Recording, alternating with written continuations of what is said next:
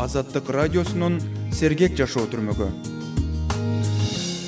Чынын айтканда башында албетте кыйын болот экен, эмоционал жагынан. Мен көп жылдар өзүмдү кабыл ала албадым, аябай кыйналып жүрүп, анан өзүмдү кабыл алып, азыр ВИЧ менен жашаган адамдар үчүн ошо ВИЧ эмне экенин түшүндүрүш үчүн мен азыр ушул тармакта уже жумушумду алып баратам. Единственный был страх это того, что там я могу умереть. Нужно быстрее начинать лечение. Албетте ВИЧ менен жашаган адам албетте үйлөнөт, балалуу болсо болот, албетте. По статистике посмотреть, 90% вот из выявленных, да, с которыми мы работаем, из выявленных это все мигранты, то есть работали в России и вернулись. Азаттык радиосунун сергек жашоо түрмөгү. Саламатсызбы кадырман угарман, сиз Азаттык радиосунун сергек жашоо подкастын уга баштадыңыз. Микрофондо Бактыгүл Чыныбаева. ВИЧ инфекциясын жугузуп алган адамдарды кепке тартуу өтө кылдаттыкты талап кылат. Бар эле ачылып өзүнүн диагнозу тууралуу коомчулукка ачык айтпайт. Санжар менен Николайды биз ВИЧ-СПИД менен күрөшүүгө багытталган эл аралык эпик долбоор аркылуу таптык. Экөө тең бул долбоордо ыктыярчы болуп иштеп, ВИЧ статусун жаңы билгендерге психологиялык агартуучулук колдоо көрсөткөн активисттер экен. Келбеттүү узун бойлуу Санжар менен Николай биздин студияга таң эртең менен кеңседеги кесиптештерим Али чогула электе келип маектешүүгө макул болушту. Николай, биринчи диагноз канча жашыңда билдиң? Кандай сезимдер болду? Вообще узнал про свой статус, когда мне... Мен статусум тууралуу 26 жашымда билдим. Андан бери 2 жыл өттү. Жашоом көп деле өзгөргөн жок, себеби дарыланууга дароо эле макул болдум. Өзүмдү аябай жакшы сезем. Ал тургай оорумду биле электегиден да деним сак десем болот. До того, да, как я узнал там о своем статусе. Санжар? Өзүм статусумду 2016 жылы январь айында билдим. Эми башында, чынын айтканда башында албетте кыйын болот экен, эмоционал жагынан, анан психология жагынан. Жана дарылануу бар экенин билгенден кийин, мага ошонун баарын түшүндүрүп айтып бергенден кийин жеңил болуп калды, албетте жеңил болуп калды, бирок ошого карабастан мен көп жылдар өзүмдү кабыл ала албадым, аябай кыйналып жүрүп, анан өзүмдү кабыл алып, азыр ушул ВИЧ менен жашаган адамдар үчүн ВИЧ эмне экен, ошо ВИЧ эмне экен элдин баарына түшүндүрүш үчүн мен азыр ушул тармакта уже жумушумду алып баратам. Санжар, Николай, биринчи баягы билгендеги силердин реакцияңар кандай болду? Ошол күндү мындай элестетип бере аласыңарбы? Ал жумушумду айтпай эле коеюн, бир жумушта иштегем бир жерде. Ошондо анан мен чогуу иштегендер бир байкени кечкеле ошого жолобо, ошого неметпе, байланышпа, ал ВИЧ эмес, мындай аябай катуу айтышты, СПИД, ал байке СПИД деп. Анан ошондон өзүм барып, жанагыдай бейөкмөт уюмдардын бирөөсүн таап, ошол именно ВИЧ менен иштеген уюмга барып туруп, ошол жерде экспресс тестти өткөндөн кийин экспресс тесттин жыйынтыгы мага көрсөттү, менде ВИЧ бар экен. Албетте башында ишенген жокмун, эми экспресс тест ал 100% эмес, ал 99%. Анан 1%дай кандай десем, үмүт бар болчу. Менки балким уже экспресс тест туура эмес чыгып калат деп. Анан СПИД борборуна барып туруп, ал жактан анализ тапшырдык. 3 күндөн кийин мага чалып айтышты, келиңиз, келгенден кийин айтышты, сизде ВИЧ бар деп. Албетте биринчиден шок болдум, шок болуп калдым. Анткени ал кезде менде ВИЧ жөнүндө толук так маалымат жок болчу. Интернеттен анан жанагы ошол бейөкмөт уюмдагы бала менен байланышып, анан толук маалымат алып, анан жанагыдай тренинг, семиналарга чакырышты. Менен да башка адамдар бар экен, менде эле адамдар бар экен. Анан алардын өздөрү кабыл алып, кандай позитивде жүргөнүн көрүп туруп, ошолордун менен отуруп 3 күн ошолор менен болгондон кийин анан мага көптөн көп жеңилдик болду. Калай? Ну, вообще в нашей стране немало программ профилактических, да, которые помогают там молодежи, да и вообще любому там человеку, который хочет узнать свой статус. Негизи биздин өлкөдө жаштарга, деги эле баардык адамдарга ВИЧ статусун аныктоого жакшы шарттар бар. Мен деле Санжар сыяктуу өзүм үчүн тест тапшырып коеюн деп эле бейөкмөт уюмдардан акысыз анализ тапшырдым. Тест 2 сызыкчаны көрсөттү. Мен деле ишенбей калп болуп калса экен деп ойлогом. Бирок кийин кан тапшырганда диагнозум тастыкталды. Албетте биринчи нес болуп калгам. 5 мүнөттө эч нерсе сезбей туруп калдым окшойт. Дагы жакшы, мектепте коомдук иш-чараларга катышып, ВИЧ деген эмне экенин жакшы билчүмүн. Анан кимден кантип жукту деп себебин издеп өзүмдү кыйнай баштадым. Ошентсе да мага статусумду кабыл алып, дарыланууну баштоо башкаларга караганда жеңил болду. Азыр деле коомго бетимди ачык көрсөтүп чыга албайм, бирок менден да оор абалда, дарылануудан качып, диагнозун кабыл ала албаган бейтаптарды көргөндө өзүмө ыраазы болом. Башында тез эле өлүп калам го деп ойлогом. Батыраак иштеримди бүтүрөйүн деп далбастагам. Единственный был страх это того, что там я могу умереть. Нужно быстрее начинать лечение. Бир эле проблема менде болду. Ошол бир мен жакшынакай жумушум бар болчу. Ошол жумуштан мен кеттим. Ошол жумушта ВИЧ статус менен ВИЧ менен жашаган адамга иштешке мүмкүн эмес экен. Эң бир мага болгон тоскоол ошол болду. Башка эч кандай мындай проблема, көйгөй эч кандай болгон жок.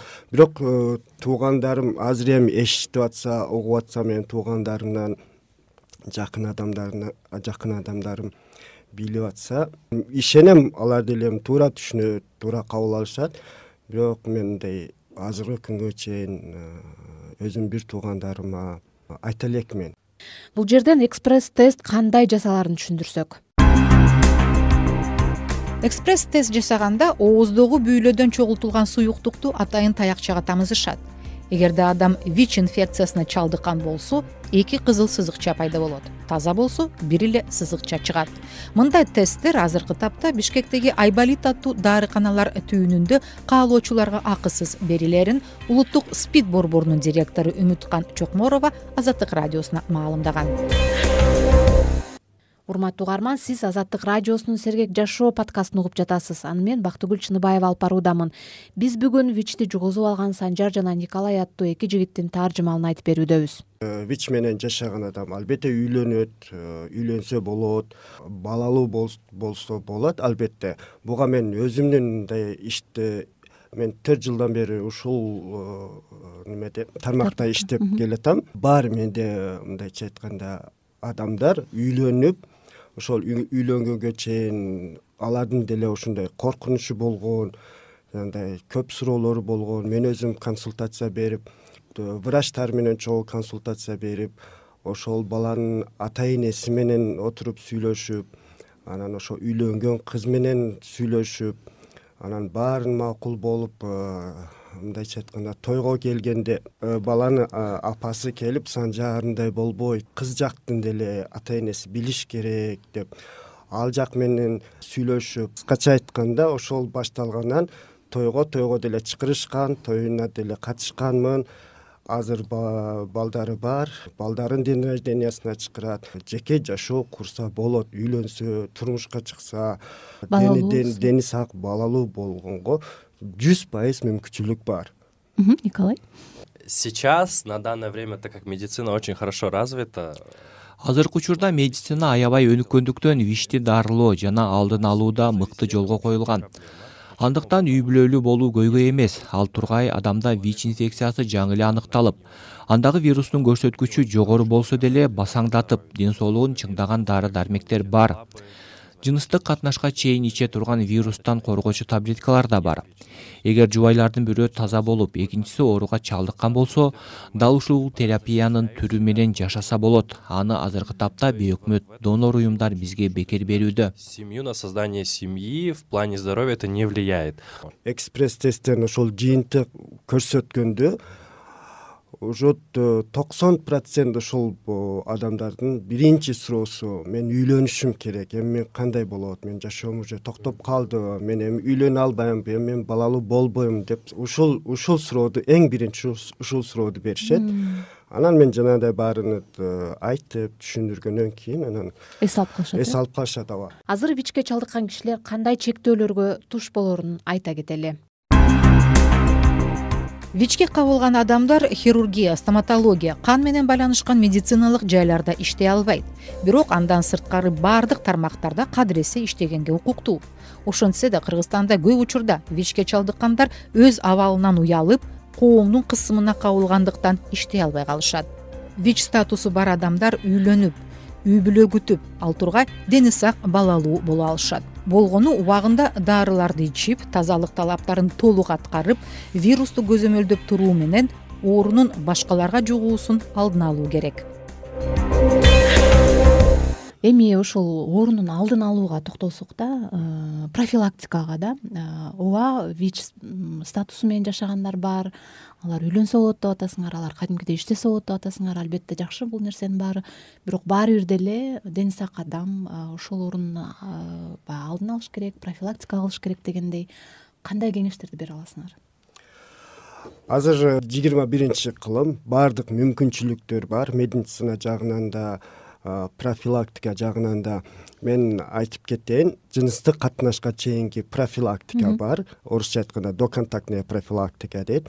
Өзүнүн жашоодогу, жеке жашоодогу күйөөсү, аялы ВИЧ менен жашаган болсо, профилактика менен жашаса болот. Ал профилактика азыр толук кандуу алганга мүмкүнчүлүктөр бар. Эч кандай тоскоол жок. Жөнөкөй эле барып туруп ошол борбордук спеццентрге же шаардык спеццентрге барып эле жыныстык катнашка чейинки профилактика керек десе, даже айтып кетейин, жарым сааттын ичинде ошол алып кетсе болот. Либо из-за боязни, либо из-за незнания. Коркконунан, уялганынан же жөн эле кайдыгерликтен улам ВИЧ инфекциясы аныкталган адам дарыланбай койсо, тилекке каршы кесепети оор болот.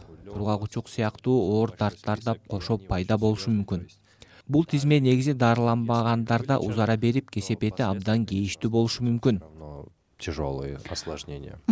Эми ВИЧ СПИД жөнүндө мифтерди сурагым келип атат. Кандай мифтер бар?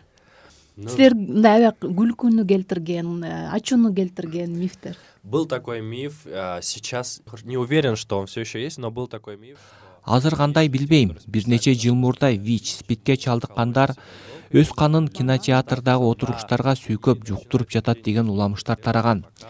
Же бананга вирусту сайып коюшту деп да чыгышкан. ВИЧ инфекциясы адамдын организминен чыккандан кийин көпкө жашай албайт. Дагы бир миф, ВИЧ менен ооругандар көп жашабайт, өлүп калат деген уламыш бар. ВИЧ менен жашап 90го чыккандарды көрүп жүрөбүз. Представляете, да, там 90 лет. Дискриминация дедик го, стигма, дискриминация болот экенде, кээ бир менде болгон балдар айтышкан, жана квартирада чогуу жашаган балдар жаткан төшөгүнү бөлүп, муну башка комнатага киргизип салып, кухнядагы жанагы идиш аяктардын баарын эметип, сен кашыкка тийбесен, чайнекке тийбесен, тифалга тийбе деп байкушту эметкен. Ошондой болот, ооба, өбүшкөндөн жугат деп, анан учурашканда жугат деп. Бир жолу бирөө айтып атпайбы, троллейбустан жөнөкөй эле маршруткадан ал адам кармайт, аны мен барып туруп кармагандан кийин мага да жугушу мүмкүн деп. Ошондой мифтер бар керек. Көбү ВИЧ дегенде сразу СПИД деп түшүнүп алышат да, СПИД деп. Жанагыдай результатты тоже ВИЧ көрсөткөндө, бүттү, мен жашоом түгөндү, мен СПИД экен, мен өлөм дегенчи. Болгон суроо беришет, сиз билесиз, сиз точносын айткын, мен канча жашайм, канча ай жашайм же канча жыл жашайм, ошону мага так айтып бериңиз деген суроолор деле болгон. Эми айрым статистикалык маалыматтарга кайрыла кетсек. Кыргызстанда каттоого алынган ВИЧ аныкталган бейтаптардын саны быйылкы сентябрга карай 11151 адамды түзөт. Алардын 5000ден ашыгына оору жыныстык катнаш аркылуу жуккан. 3700дөн ашык киши парентералдык жол менен, башкача айтканда ийне сайганда же кан компоненттерин куюу маалында жугузуп алган. Каарманыбыз Николай акыркы мезгилде миграцияда жүрүп оору жуктургандар арбыганын айтат. Орусияда быйыл январдан тарта мигранттар бул өлкөдө иштерде сөзсүз ВИЧке анализ тапшыруу талабы бекиген. И что еще самое интересное, то, что наши ребята, люди едут здорово. Эң эле кызыктуу жагдай, бизден таптаза кеткен эмгек мигранттары Орусияга барып келгенден кийин же ал жакта жүргөндө ВИЧ статусу аныкталып жатканында. Бизге кайрылган оорусу жаңы аныкталгандардын 90% мигранттар болууда. Албетте бул ооруну Орусиядан жуктурду деп так айтуу мүмкүн эмес, бирок көптөр таза кетишет, кайра келгенде эле вирус чыгып калууда. Кокус Орусиядан статусу билинип калса, миграциялык кара тизмеге кирип, ал өлкөдөн чыгып кетип, кайра барганда чек арадан токтотуп артка кайтарышат. Угармандарга айтарым, Орусияга барып иштердин алдында сөзсүз ВИЧке анализ тапшырдыңыздар. Здоровый, вы сможете работать дальше, что вам не придется вернуться назад.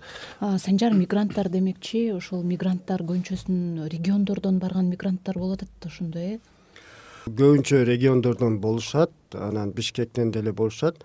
Негизи биз Бишкекте иштеген менен ошол жана бизден ошол ВИЧ статусун алгандар биздин жумуш аркылуу көп региондордон болушат. Бишкекте окушат, Бишкекте жашашат. Эмне каалайсыздар? Эң акыркы суроом болсун. Каалоо эмне, мисалы үчүн угармандарга же балким өзүңүздөргө ичиңерде кандайдыр бир кыял барбы? Эмнени кыялданасыңар? Кандай каалоо тилектер бар? Наверное, мой ответ будет немного провокационный, но вообще у меня... Менин жообум адамдардын көбүнө жакпаса керек, бирок мен өзүмдүн ВИЧ экенимди билгенден кийин ичимде бул оорунун алдын алууга байланыштуу аябай чоң максаттарды койгом. Биздин мектеп окуучуларынын баардыгы класстык саатта же атайын сабак катары жыныстык жетилүү, жыныстык катнаштагы сабаттуулук, тазалык деген теманы окушса сонун болот эле. Себеби мындай теманы бала чактан билүү маанилүү. Мейли 1-класстан 4-класска чейинкилер окубай эле койсун. Бирок 7-класстан өйдө баары билиши керек. Өспүрүм курактагыларды агартуу менен гана мындай оорулардын алдын алса болот. ВИЧ жана башка жугуштуу оорулардан алар өзүн кантип коргосо болорун билиши керек. Менин ушундай билим берүү министрлигине чоң өтүнүчүм эле эмес, жан дүйнөмөн чыккан кайрылуум бар да. Жаштар коргонуу, дарылануу жолдорун билсинчи. Защитить себя, как лечить и все остальное. Вот мое такое большое желание. Биринчиден ошол суранып кетемин. Ар бир жок дегенде 3 айда бир, жок дегенде 6 айда бир ошол экспресс тесттен өтүп туруп, Соо кишиден эле? Бардык адамдарга ошону чакырып. Анан экинчи суранып кеткеним жанагы эле айткан жыныстык катнашка чейинки профилактика. Эң сонун мүмкүнчүлүк бар.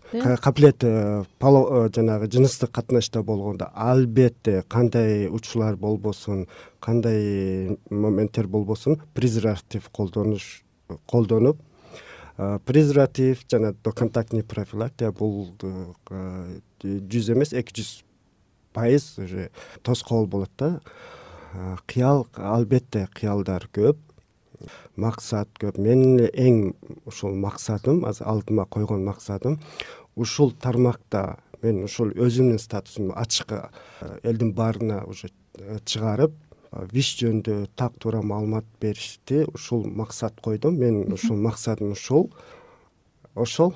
Анан баарына ден соолук каалайм. Кадырман угарман, сиз Азаттык радиосунун Сергек жашоо подкастын уктуңуз. Бул ирет ВИЧ статусун алып жүргөн Николай менен Санжар бул оору менен жашоонун өзгөчөлүктөрү жөнүндө айтып беришти. Уктурууну мен Бактыгүл Чыныбаева даярдадым. Оорубаңыз. Кантип ден соолукту чыңдап, сергек, узак өмүр сүрсө болот? Азаттыктын Сергек жашоо подкастында азыркы медицинанын жетишкендиги жана адамзатты апааттан сактап калган илимий ачылыштар, дарылоонун жаңы ыкмалары жөнүндө айтып беребиз. Адистердин кеңешин угуп, бейтаптарды кепке тартабыз. Сергек жашоо түрмөгүн Apple, Google, Spotify аянтчаларынан, YouTube'дан жана azattik.org сайтынан угуңуз. Оорубаңыз.